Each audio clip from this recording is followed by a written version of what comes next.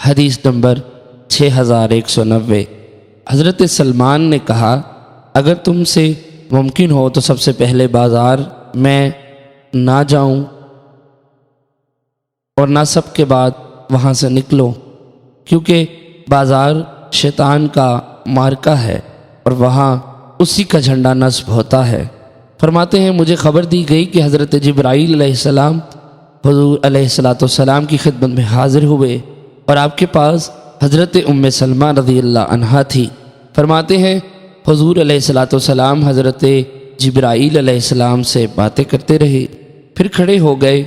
نبی اکرم صلی اللہ علیہ وسلم نے حضرت ام سلمہ رضی اللہ عنہا سے فرمایا، یہ کون تھے؟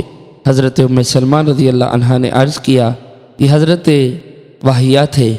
راوی فرماتے ہیں حضرت ام سلمہ رضی اللہ عنہا نے فرمایا، اللہ کی قسم میں نے ان کو حضرت واہیہ ہی خیال کیا تھا، حتیٰ کہ حضور علیہ السلام کا خطبہ سنا، آپ ہماری خبریں بیان کر رہے تھے یا جیسا ابھی آپ نے فرمایا۔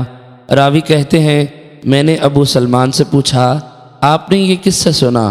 انہوں نے کہا حضرت اسامہ بن زید رضی اللہ عنہ سے سنا ہے۔ حدیث نمبر 6191۔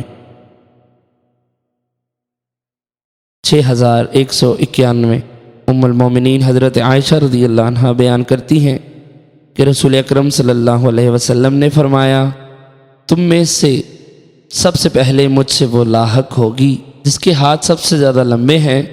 حضرت عائشہ فرماتی ہیں پھر سب نے اپنے اپنے ہاتھ ناپنا شروع کر دیے کہ کس کا ہاتھ زیادہ لمبا ہے، تو ہم میں سے سب سے زیادہ لمبے ہاتھ حضرت زینب رضی اللہ عنہا کے تھے، کیونکہ وہ اپنے ہاتھ سے کام کرتی تھی اور صدقہ خیرات دیتی تھی۔